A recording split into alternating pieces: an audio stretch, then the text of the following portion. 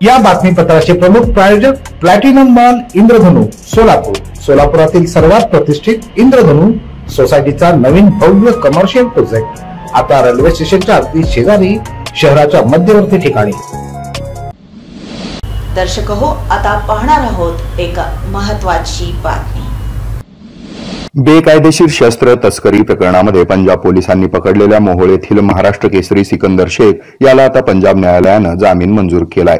माझ्या मुलानं असलं कुठलंही कृत्य केलं नव्हतं, त्यामुळे माझ्या मुलाला न्यायालयानं जामीन दिलाय। आमचा न्यायदेवतेवर विश्वास असून त्यामुळे न्यायालय माझ्या मुलाला निर्दोष करेल अशी आशा महाराष्ट्र केसरी सिकंदर शेख यांचे वडील रशीद शेख यांनी व्यक्त केली आहे।